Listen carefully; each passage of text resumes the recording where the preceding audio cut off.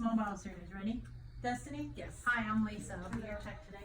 Can I check your wristband? Confirm your last name and date of birth? Marino 8699. Okay, doke. All right. Any chance at all you could be pregnant? And you were told of a prep for this exam. You shouldn't have had anything to eat since last night. Did you follow that? Yes. And no gum chewing, no cigarette smoking. Okay. What I'm gonna have you do is put this gown on. It'll open to the back. I'll need your top, bra, your undershirt, and your pants off. You can leave underwear on as long as there's no snaps or buttons or metal or any kind of designs on there that might show on the x-ray. And shoes and socks can stay on. And we'll put this on open to the back. You get changed. I'm gonna sit up and I'll come right back for you. Okay? Okay. All right. So I'm gonna grab an IR for my Scout. I'm gonna set this for 80 at 10 for my Scout exam on 300.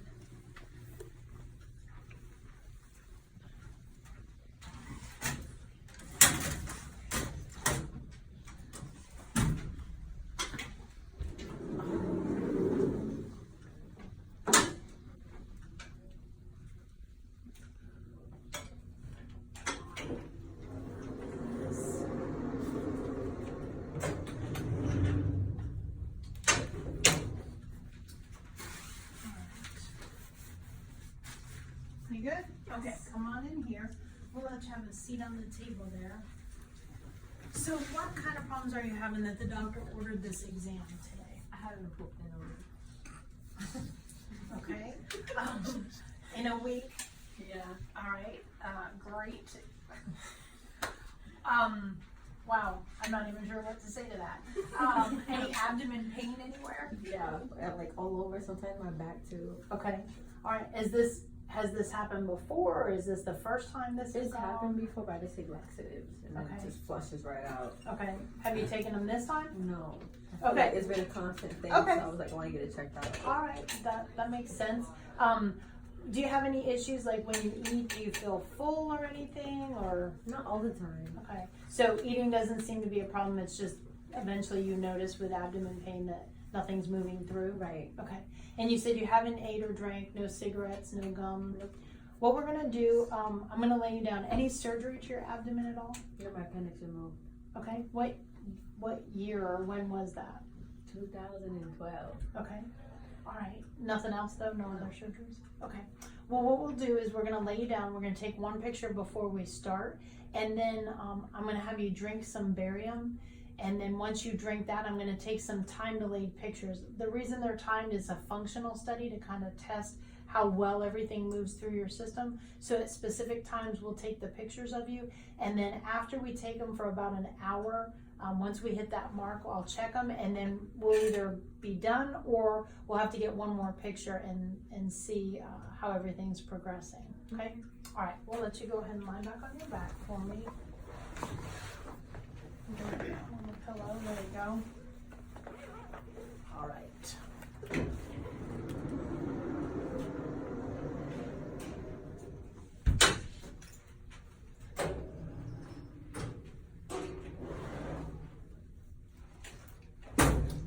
So, weather-wise, what's it like out there? It got chilly. Is I think it? it's supposed to be warmer today than tonight. Sheesh.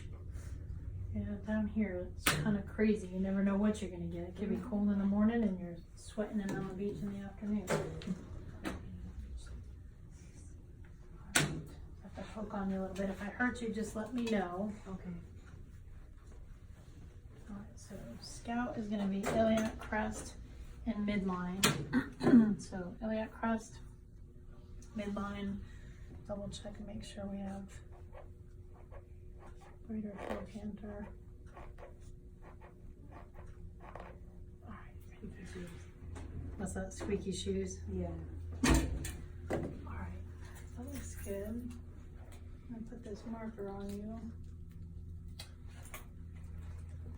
No shield. Left marker. I would also have a scale marker, or I could annotate that. What I'm going to have you do, really for all the pictures we take today, I'm going to have you take in a breath, then you'll blow it all out and hold it out and don't breathe, okay? When I tell you. All right, go ahead, take in a breath, blow it all out, hold it out, don't breathe, deep, Good, you can breathe and relax. All right, so I'm gonna go check this image, make sure everything looks good. If that looks good, then what I would do is, at that point I would move this. I'm gonna move the table a little bit. I would take, if it wasn't digital, I would take that IR out. I would let you sit up for a minute and swing your feet over on the edge. Good. And I'm gonna get the barium all set here. Thin or thick, it would depend on what the radiologist's protocol was. But what I would do is have 2 cups or 16 ounces of this, and I would give it to my patient and I would tell her, okay, there'd be a straw in there probably. I would tell her, what I need you to do is drink that. Not, you know, you don't have to chug-a-lug it, but I don't want you to sip it either. Kind of get that down over the next few minutes. If you can, I'll stay here with you. Don't force it so that you get sick to your stomach, but you don't have to open it. You're gonna drink that down, and then once you're done with that, I'm gonna make note of the time, and then we're gonna wait 15 minutes after that and take a picture, okay? All right, so she drank that down. I would note the time, which is 8:43. All right, I'll take that. So 8:43, so at 8, testing my math skills, 58. At 8:58, I would take my first picture. So we'll say it's 8:57. I'm gonna have you lie back on your back. So 15 minutes after she finished that, and I marked time because we said it's a functional study, which means we're testing the function of the small intestine. I'm gonna line that up. I would either put my IR back in, or if it's digital, then I don't have to worry about that. And this first picture is considered a high KUB, meaning at this point we want to include diaphragm. So in order to do that, we're going to go 2 inches above iliac crest. So iliac crest is right there. I'm going to go 2 inches above iliac crest so that I get the diaphragm on there. And we're still midline. Okay, and this one is to show in case there's any barium still left in the upper stomach or distal esophagus. It'll demonstrate any kind of hiatal hernia that might be going on. So we're higher than iliac crest. So iliac crest is here, 2 inches above, marker.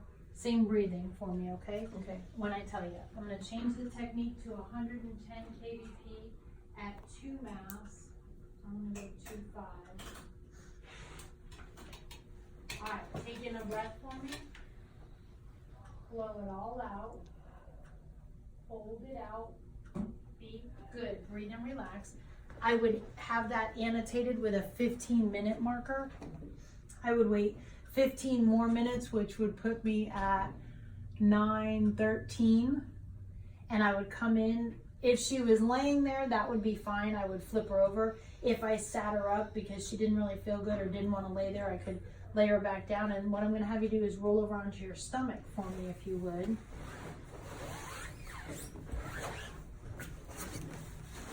Cover it up so you're not showing off your hiney to everybody.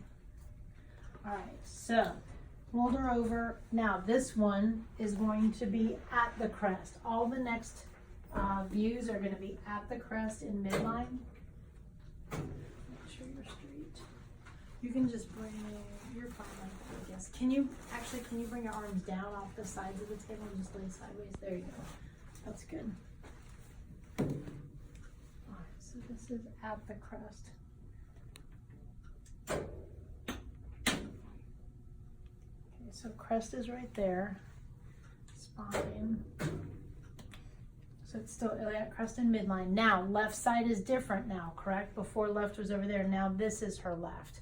Does that make sense? Mm-hmm. I'm gonna put left marker right on her left cheek. I'm gonna have you do the same thing for me. Same technique. Take in a breath. Blow it all out. Hold it out. Don't breathe.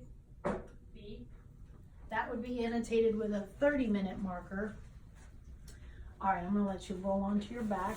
I would wait, let's see, that was 9:13, so at 9:28, I don't know what I'm doing. I would do my 45, it's old school, I'm changing out the film. I would do a 45-minute film. Now she is AP, and the reason we flip them APPA is when she's on her stomach, it would spread out the loops of intestine so that you're getting a little bit different view. That's what we should be doing. All right, she's still at the crest, which means she rolled pretty perfectly.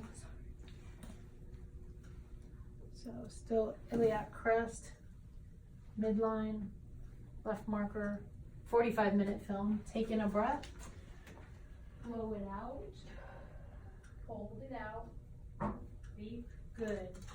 Breathe and relax. Now the last film would be at 9:43. I would have you roll onto your stomach. Now I say last because we have to do 60 minutes and then we check it against everything and see how everything looks and see if we've reached the ileocecal valve, because at that point when we reach the ileocecal valve, that tells us that we've looked at the entire small intestine. Have it upside down. So iliac crest, midline, which is on the spine, just like that. Go ahead one more time for me, taking a breath, blow it out, hold it out, be good. You can breathe, you can relax, you can lie however's comfortable. So I would go check all of these images, and I'm looking to see, or the lead tech or the radiologist is looking to see if there is barium that's refluxed through the ileocecal valve. If it has, then what I would do is come back in and I would set the table, I would set everything up for fluoro, meaning I would likely lay her on her back. I would move the overhead tube out of the way. I would bring the fluoro tower across with the foot pedal, and we would get ready for the radiologist to come in and fluoro take a spot image of the ileocecal valve. If it hasn't reached that, then the radiologist or the lead tech would tell me how long I would wait, and I would get another image, okay? And I would continue getting images on their time schedule until it's reached that ileocecal valve. Sometimes in between, what they'll do, have the patient get up and go eat breakfast. They'll have the patient go get a cup of coffee, something to help move it along. Because if it's not there at the 1 hour film, then we assume there's some kind of slow motility. But we would do that until it actually passes through the ileocecal valve, whatever time frame that entails. Once we get the spot of that, then I would move everything and I would give her the post instructions, realizing that she's had a lot of barium, so it might take a little bit longer for everything to go through. I'm gonna move this over. All right, I'm gonna let you sit up for me. So today we've given you kind of a lot of barium to drink. So what I need you to do, I know you said your issue is constipation, but we really need you to increase your fluids, specifically water. Mm-hmm. So what you want to do, on top of what you're normally drinking, you need 8 to 10 glasses of water on top of that each day until your stool returns to a normal color. What's going to happen, that barium that you drink tends to turn your stool white. Don't be alarmed by that. You want to see that as it's passing into the toilet, and you want to keep doing that water intake that high until your stool goes back to a normal color, okay? If not, that barium can harden in there like cement and it won't come out. So with already having the constipation issue, you want to make sure you're filling enough water to kind of flush that through, okay? All right, so I'm going to bring you back and let you get dressed. Your doctor will get those results in 24 to 48 hours, and then once you're dressed, I'll walk you back out. All right, thank you.